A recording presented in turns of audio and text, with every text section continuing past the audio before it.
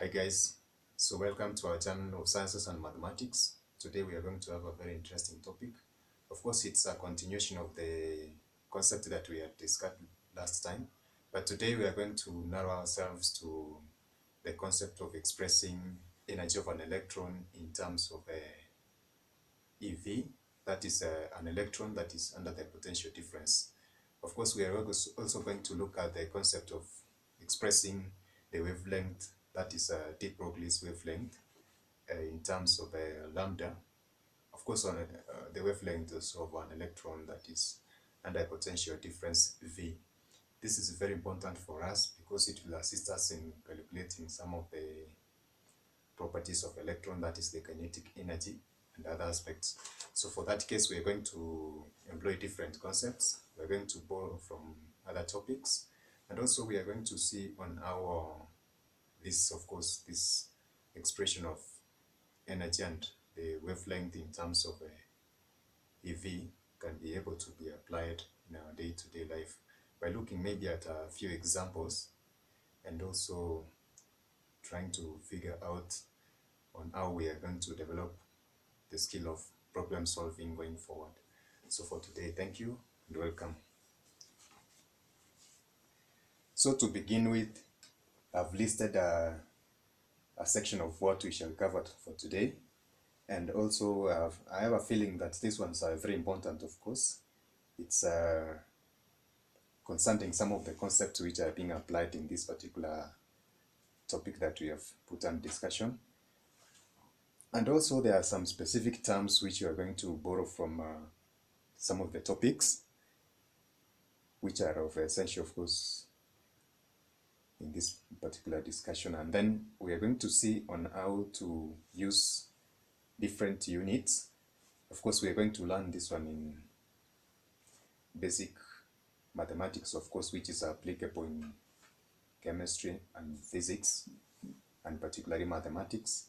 And also we are going to see on how to perform different operations which may be biased to the topic of laws and indices, or maybe logarithms where it may be applicable.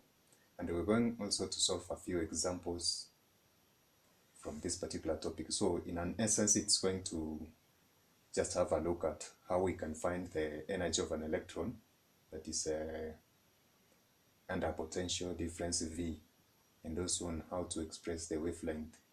So specifically, this is in an essence trying to derive a formula for expressing the energy of an electron and also expressing the wavelength. The last time we discussed it, I'm going to put a video link in the description box about the de Broglie's wavelength that was expressed for particles that are having a characteristic of a dual characteristic, that is expressing themselves as particles as well as waves. So without further ado, we can go to our first topic here. This is trying to see some of the different concepts which we are going to apply. And the first one is the concept of course, I might be made to mix, of course, these particular concepts, but they do not appear. I'm not going to mention them in this particular order, but we're going to look for some of the concepts that we discussed in the de Broglie's wavelength, and then we are going to look at some aspect of classical physics, that is a definition of kinetic energy, and then we are going to look on how to express, of course, these particular calculations in terms of standard units, and how some order of operations are being done, especially regarding indices and the powers. And then we shall look on how to find, of course, a few examples on how to find the wavelength. And in that sense, we'll, of course, do those examples and try to see whether what we've discussed is of significance or is able to help us at the end of this particular discussion. So in this case, on this concept, we shall start with a basic one, of course, which is going to deviate from this, but is of very significant, so very great significance, because it's going to assist us So this will go in line with this and assist us to solve some of the problems and have some fundamental basis upon which we're going to work on this, because there are some prefixes which are attached to units, which of course have a meaning when we come to terms like, for example, if I say kilo, this one implies a power raised to 3. So when I say maybe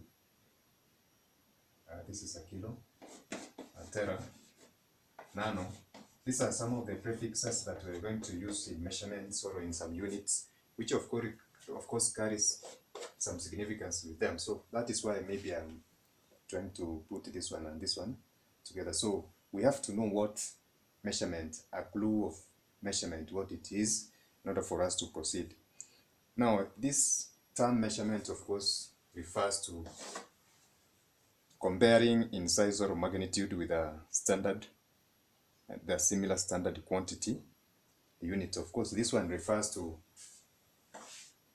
comparing in magnitude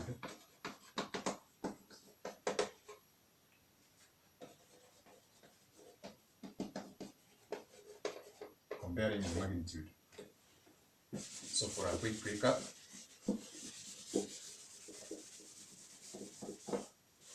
so to measure is to compare in magnitude with a standard quantity, standard similar quantity. So suppose I have a meter rule here that is 1 meter length. This is from 0 to 100 centimeters. And then this is a rule. And then I have an object that is of this length, maybe from point A to B. Then for me to measure the distance between A and B, I'll have to bring this object into contact with this particular meter rule, such that the origins of the object and the meter rule coincide, and I'll see the extent to which this object stretches from the point A to B. And then maybe if this point is at 60 centimeters, then my conclusion will be that the length of this object AB is equals 60 centimeters. So for that case, I'll say that I've done a measurement. Of course, there are some of the terms that we're going to see here which refers to measurements, like mensuration, but that is on a different topic. But the concept that I'm trying to discuss with us for here is about the application of units and the concept of measurement. So in this case, if this is a meter rule, and we have the term standard unit, 100 centimeters is equivalent to 1 meter. So a meter is the distance, a standard unit that is used to measure distance. So of course, when I'm talking about units, I'm referring to some calculations that may entail the use of units, which of course we will be required to express in standard units. So in that case, as we go ahead, we're trying to confine ourselves very much that any units that appear, we're going to express them in standard units. Of course, we are going to see under operations that some of the units may be required to be expressed in scientific terms, which we are going to see, of course, or maybe scientific notation. And some of the figures, for convenience of calculations, we are going to express them in significant figures. So which means this aspect of measurements will be very important, because each of the figure that we put there, we'll have to be keen on what unit we are allocating to the figures, and also what terms do we express them in terms of significant figures for the sake of making our calculations easier. So scientific term which I've mentioned here, or a scientific notation, is when we express a number simply to the power of 10, and then we have found that the number is expressed as a product of a number between 1 and 10 and some integral power. For instance, if I say that I have 1,000, I can express this one as that integer times the power of 1, 2, 3. power of 3. So this number 1000, I've expressed it in terms of scientific notation. This notation is very important because when the figures continue accumulating or we want to do a large calculation, they will simplify the figures, and then when you apply some laws of indices, it will be easier for us to make those calculations. So which means when expressing a figure in scientific notations, it eases the work that we need to do in as far as calculations are concerned. Of course, as we have mentioned the units, I've talked about the standard unit.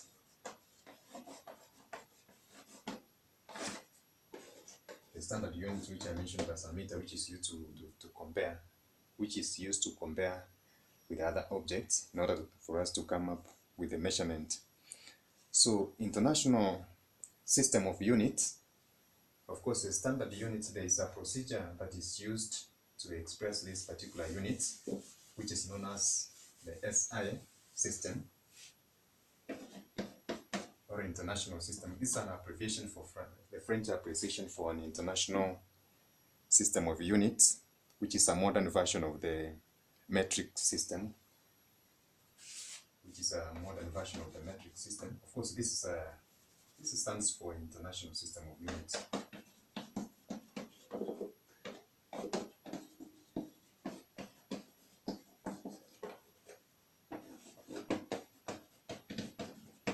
International System of Units. Why is this concept very important for us in discussing about this? We are going to have some decimal fractions and other fractions, of course, and other decimal numbers which are very important for us. When expressed in the SI units or the standard units that we have talked about, we'll find that our calculations are consistent in a way that we're not going to mix up units and find wrong figures. So for that case, that's why I've mentioned this. It's very important. Whenever we are expressing the units, we should ensure that we express them in the appropriate unit. And in this particular case, we can talk about the International System of Units that I've talked about. And then, of course, there are some aspects of under this concept of relativity that we're going to talk about later, but that is another topic of maybe special theory of relativity that is also applicable in this particular part of matter that we refer to as electrons.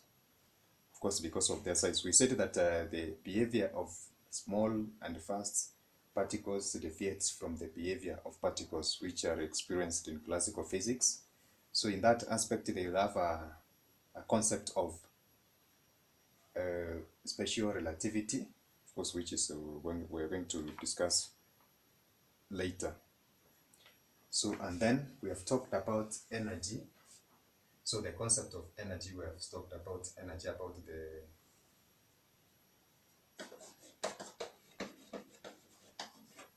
kinetic energy, and then the potential energy. So the two forms of energy, kinetic energy refers to energy in motion,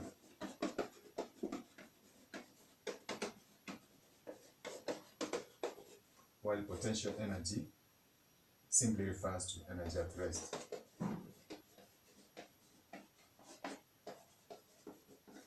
Also, we are going to discuss about the two when we are discussing about work, energy, and force, but it's good for us to mention them here because there appears the term energy. So which means energy is a very important concept for us to know here.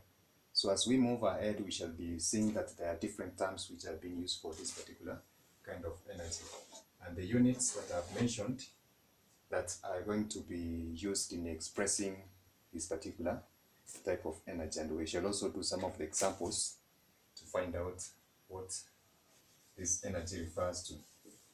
But what are some of the formulas that we can use to describe this kind of energy? Now, in this case, there's also a term potential. And now our topic says that energy of an electron and the wavelength lambda expressed in the potential difference V. So what is this particular potential difference that we were talking about. Now this potential difference, potential energy, suppose there's an object here and it falls to the ground to this level, 0. At this point, the object possesses what we call potential energy. Energy at rest, as I've said, potential energy, which is abbreviated, of course. I had written that PE, but it's abbreviated as U, capital U. So in that case, when the object is in motion here, it will possess what we call kinetic energy.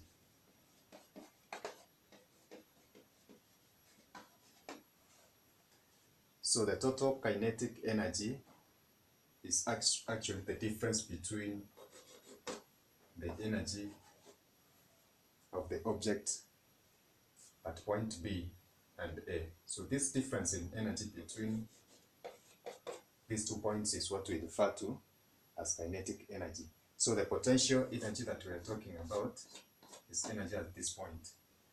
So for that case, a potential difference is the difference in energy that exists between this point A and point B. So in terms of that, we are going to look at when it applies to electricity. Of course, this refers to when an object is in an electric field, it experiences what we call potential energy. So this works in the same way as the gravitational field. Of course, we are going to look at this under motion. Now, by the virtue of an object being in an electric field, okay, of course, let's have a small demonstration of an electric field here. And this is, as we say, a positive charge, and this is a negatively charged part. So for that case, there will be a potential between these two particular, that is that one we shall learn in electricity. So this creates what we call an electric field.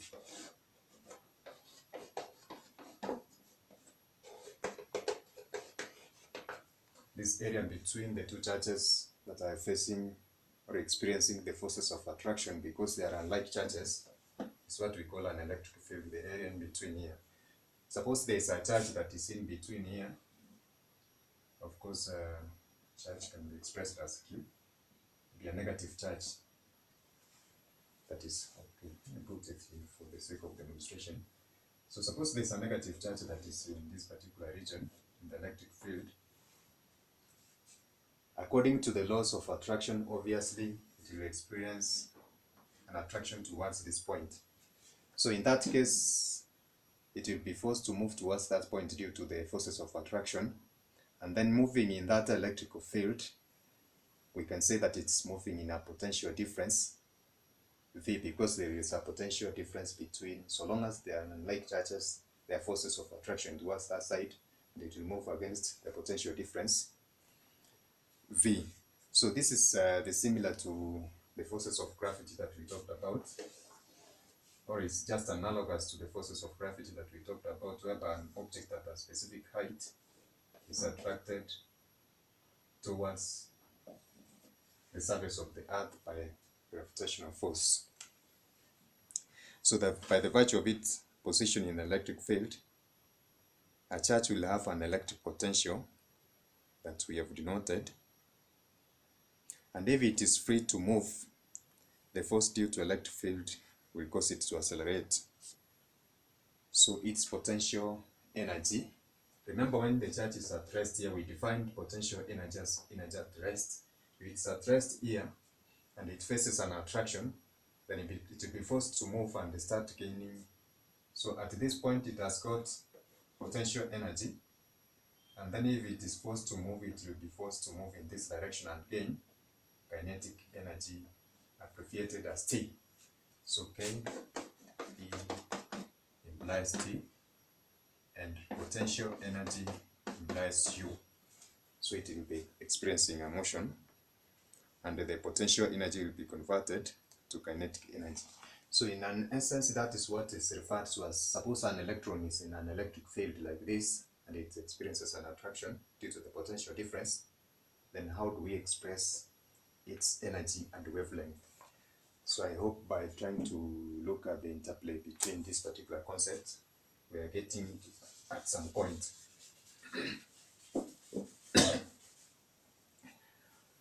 Now, let's try to look at this particular concept of kinetic energy. But remember, before we move ahead, we had defined what an electron is. Of course, we have seen energy, potential, wavelength. We have learned about it. That is the de Broglie's wavelength. And then we have learned about an electron. So it is of importance for us to try and see what are some of the characteristics of electron. Of course, as we mentioned in the demonstration that I put before, is that an electron contains a negative charge. So this one is going to, of course, dictate its behavior in an electric field, and of course try to describe on how its wavelength can be, of course, expressed and the energy. So in that case, a quick recap of the characteristics of an electron. So first of all, an electron is negatively charged. That's a charge of negative. This is a charge of negative. And then number two, of course, this figure we are going to look at it to be 6 times 10 raised to power negative 19 coulombs. This was measured, of course, is a constant. And then we are going to see that an electron possesses what we call mass, which is 9.11 times 10 raised to the power negative 31 kilograms. So when I was trying to mention about the concept of units, we will be very keen on what kind of units we allocate to these particular figures that we are talking about, so that they dictate our calculations. So the aspect of electron, we have talked about the charge, negative charge, so that is negative 1.6 times 10 negative 19 coulombs, and then the mass in terms of kilograms. So this particular electron, of course, its mass is very small as compared to other subatomic particles like the neutron and proton. So in this case, we find that we are going to learn about the atomic mass units in the topic of atomic weights. So we can reserve that one for this, but I wanted us to look at this particular two aspects of an electron, and then as we go by, we shall find others. So which means it possesses mass and charge.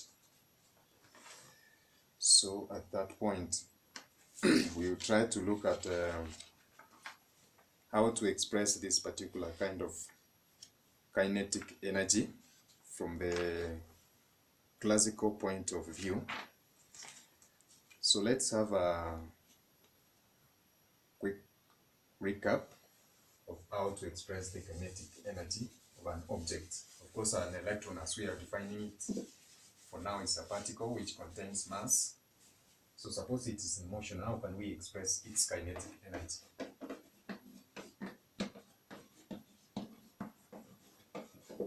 As we said, this kinetic energy is energy in motion, which is abbreviated as T.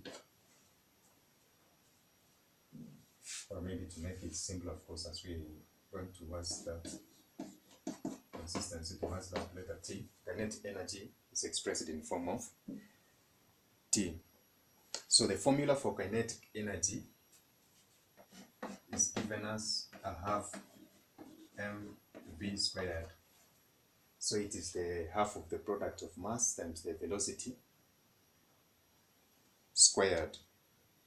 So in that case, of course, from classical physics, we expressed this particular aspect of velocity as the ratio between the distance covered and the time taken for that particular distance to be covered.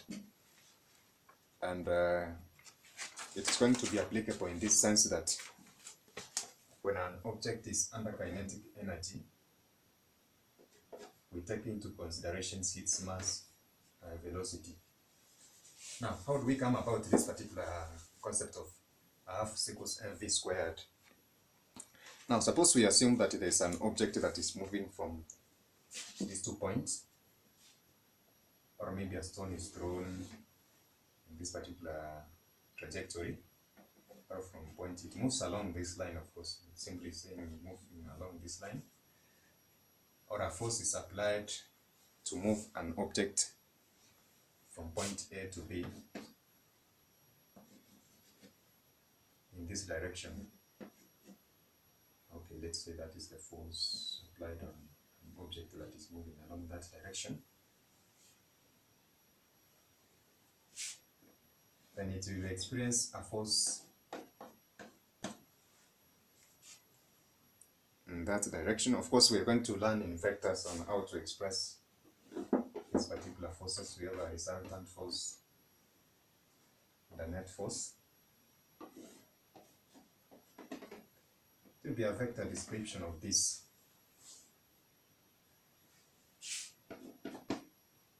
At this particular point, we'll also be considering at what angle the force is moving in order to describe the object at this particular point. So in that case, if the object is moving from point A to B, according to Newton's second law of motion, the force applied on the object will be equivalent to mass of the object times the acceleration of that particular object. Of course, this one will be a force in motion in that direction. So in that case, from differentiation, we know that acceleration, we can be able to obtain acceleration by differentiating velocity with respect to time. So this formula in an essence can be expressed as force is equals mass as a constant, so we say dv over dt. We are differentiating velocity with respect to time. And then this one will give us what we call, of course we have just defined another way of defining acceleration with respect to time. And then this one can be expressed. Suppose I have a number like x or m. Okay, x. Suppose I have an expression like x equals y. Then I decide to multiply both sides of the expression by an integer, maybe let me say 2 times 2. Of course, I'll not change the overall value of that expression, just expressing it in another term. So for that case, suppose I take the right hand side of the expression and multiply it with a value, let's say, okay, we pick it from this pointer, which is md v over ds over dt. So suppose I've multiplied this side by that, then it will be correct to say that the second part of the expression, of course it won't have any difference because this one and this one are the same. The second part of the expression will represent, that is differentiating distance with respect to time or displacement. So you'll find that this one will give me velocity. As we said that the differentiating velocity with respect to time gives acceleration, this one also is a formula that holds that differentiating distance with respect to time will give you velocity. So we can be able to express this particular formula such that Ft will be given as mv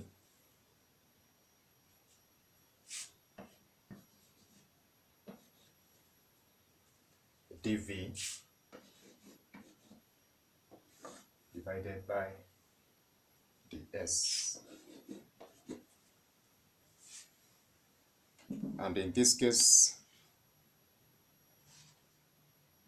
I'll decide to multiply both sides by ds, and I'll find ft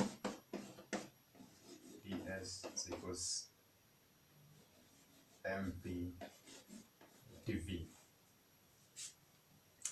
That is still just a different expression of that particular formula that we had started with.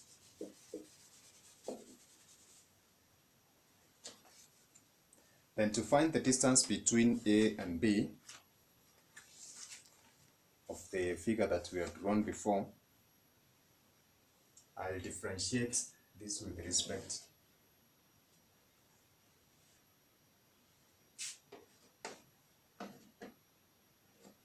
of course this is a distance, but we had already written A and B, so this is the distance between A and B. I'm differentiating between A and B, or if we do a differential between A and B, we'll find the total work done by the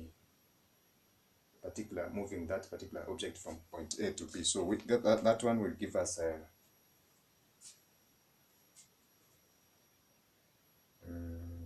this point also. Okay, you just express it in a way that can be able to give us a clue of where we are heading. So that one will be the differential between S. Bear in mind that one we had A and B. M is a constant, so we'll just bring it out, and then we have this one differentiating with respect to velocity. M is a constant, so we will just hold it out, V dV. So we are differentiating this one. We are integrating this actually. So we will find out that, okay, as per the laws of integration, we will raise mv squared, this is 2 minus a half mv squared 1. Of course, we raise those numbers to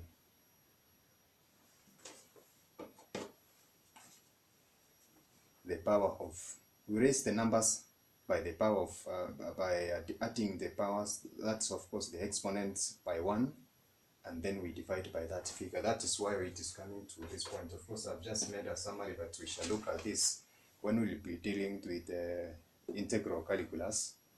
But this one yields this particular formula whereby you find this the difference between the object, the energy of the object at the point B minus the energy of the object at the point A. This is a difference in kinetic energy that we had shown when we drew two balls, one at the height and another at a lower level, which implies the kinetic energy.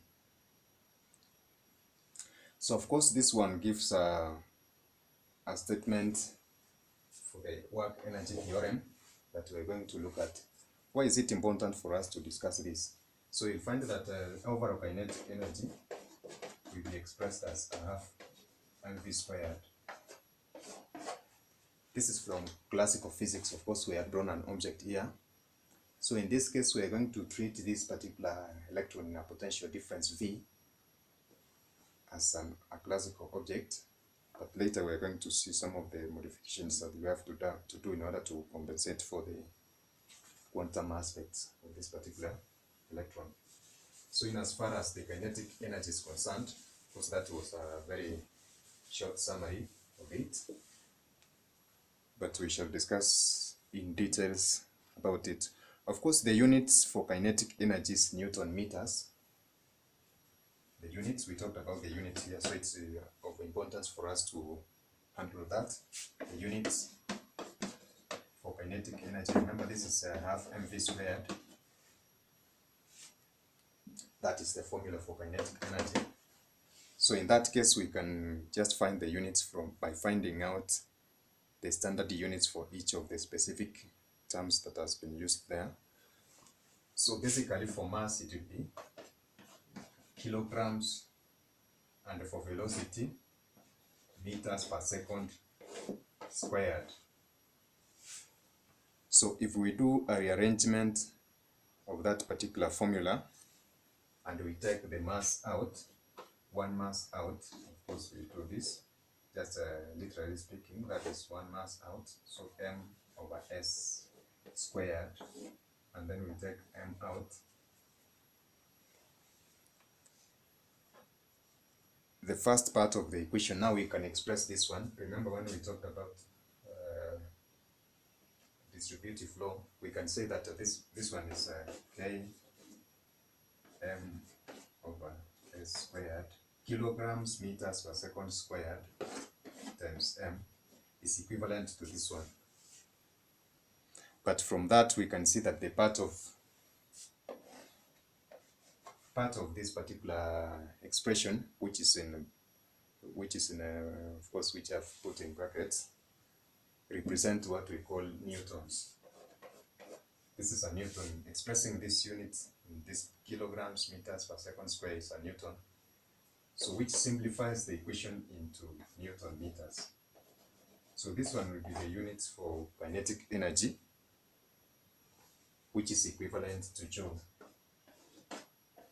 A joule, of course, these are the units also which are used to express energy.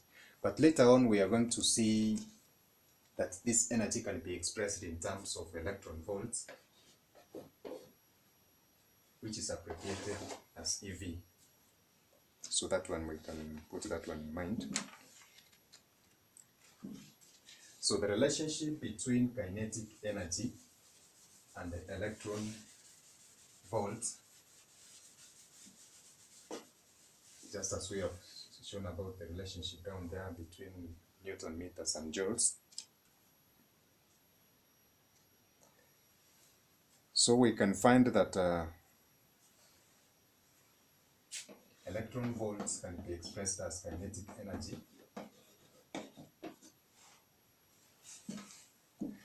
In that form, we can just equate that one and see the relationship that comes by. So this particular formula, we're going to play around with it and try to see whether some of the formula that we developed during the study of de Broglie's wavelength have a relationship with this. So this is going to give us a clue, because in these particular units, it's going to assist us in expressing the energy of an electron when it is moving in a potential difference V. So as V appears here, we're trying to find the relationship between these aspects and the electron volt. So as we said, that if you are multiplied by a particular figure on this other side and multiply the same figure, maybe integer, on this other side, it will not make a difference, because if you simplify the expression, still it will just give you the same value. So in this case, if I multiply both sides by m, I'll have m EV is equals m squared V squared divided by 2. So just I'm doing a rearrangement of that particular equation. So remember, we talked from classical physics that the product of mass times velocity is equivalent to momentum. So you can see mass has been raised to power 2, velocity to power 2. So which means squaring both factors can give us an expression of this kind. MEV is equals, that is momentum squared. Okay, it's different from this. Momentum squared divided by 2. Therefore, rearranging this expression, we can just multiply both sides by 2 and then find that 2MEV is equals momentum squared. So finding momentum will be the same as finding the root of 2MEV. So that's how we can find momentum, by finding the root of 2EV. And therefore, we have been able to express momentum in terms of a potential difference, but we should also be keen from the de Broglie's equation on how to represent momentum. So which means we have found an aspect of momentum expressed in terms of EV from this particular calculation. So in an essence, we can be able to express momentum in terms of the de Broglie's equation that we had learned before. So fast forward, since according to de Broglie, the wavelength can be expressed as a ratio between the Planck's constant and the momentum. Therefore, this wavelength can be expressed as Planck's constant divided by the momentum that we have talked about here as such. So this is expressing the wavelength of an electron in a potential difference V in terms of electron volts, which of course was the concept that we were trying to look for here. So this particular expression is an de Broglie's expression or a wavelength that is expressed in terms of the potential difference V. Of course, this is a mass of an electron or a particle, a small particle. So we can be able, given that the potential difference V, we can be able to express the wavelength of this particular particle. So in that case, we know that mass of an electron or maybe a subatomic particle like a proton or a neutron is an indicated figure. So we can be able to express this particular wavelength in that form. Then how can we be able to express that particular formula? Can be simplified because of course we have the masses for an electron, and then we have what we call Planck's constant. Okay, given that we are given Planck's constant H as 6.626 times 10 raised to the power negative 34. This of course its units is joule second, or just S, and then we said this one was over the root of 2 times mass of an electron 9. Suppose this, okay, this for our sake is an electron that is being accelerated in a potential difference V. So mass of an electron is 9.11 times 10 raised to the power negative 31. Of course, this is kilograms times charge of an electron 1.6 times 10 raised to the power negative 19 coulombs times V. So this expression we simplify to a figure that is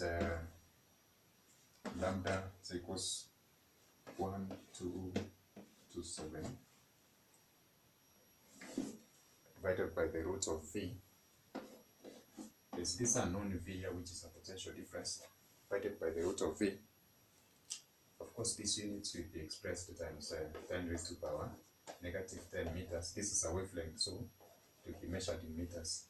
But as we said about the units, there are some of the derivations that we're going to use, maybe kilograms, kilometers.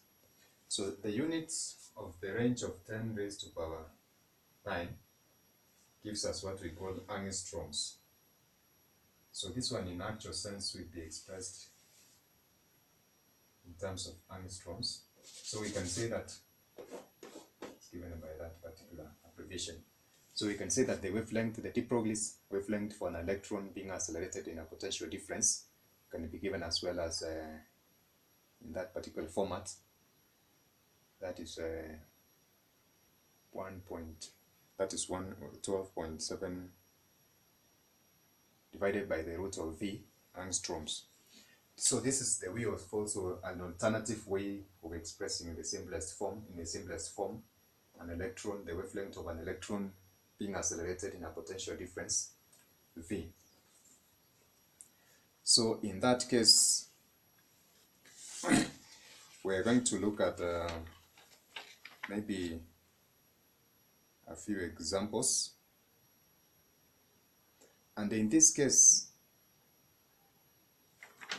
of course, we talked about energy. That is energy of an electron.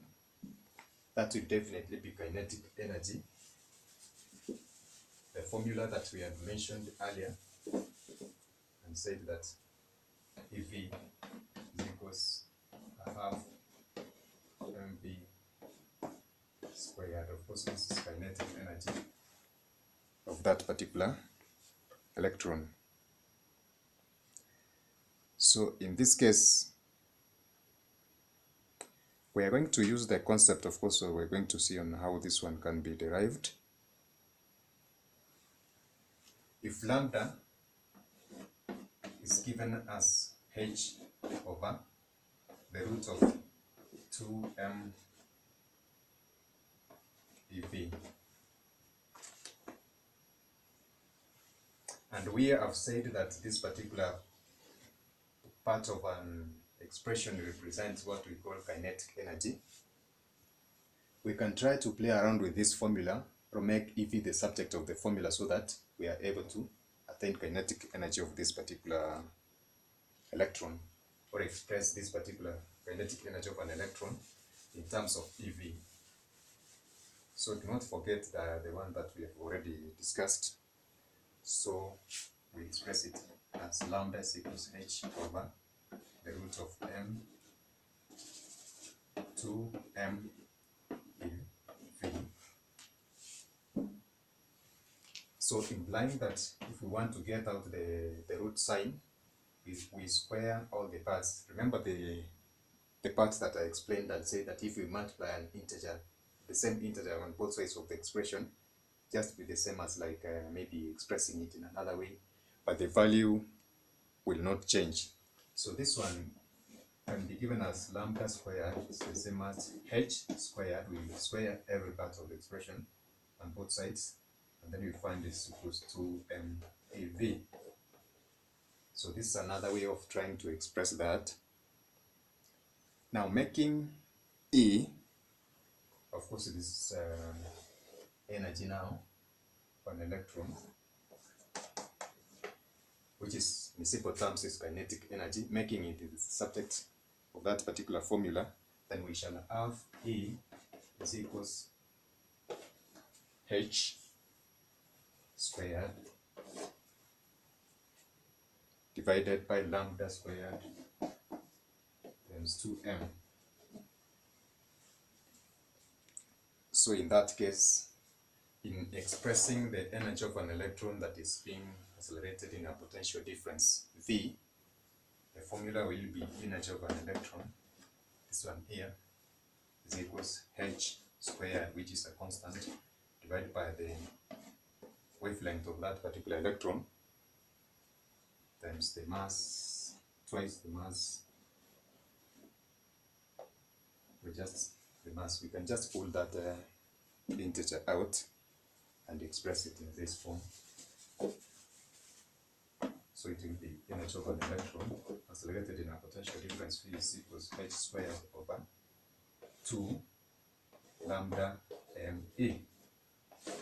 So this is a second part of a topic that we are looking for, expressing the energy of an electron that is accelerated in a potential difference V. So for that case, these are the two important equations that we are discussing about, whereby we are using different terms and we have derived the concept of kinetic energy. And as I have said, it's very important for us to be very keen on the units and the order of operation of these particular numbers. Of course, we shall see that in dealing with integers, we're going to find that the powers or the indices or exponents are going to be treated in a particular way according to the laws of operations. So these are the specific two equations that we were looking for. First, expressing the wavelength in terms of E.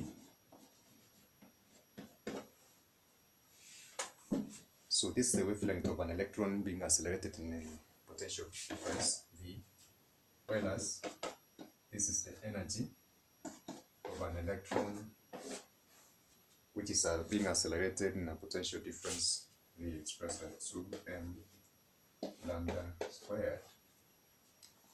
So given that we are given maybe the value of lambda, then we can be able to calculate the energy of that particular electron. Or maybe if we are able to calculate lambda from this particular point, then we can be able to find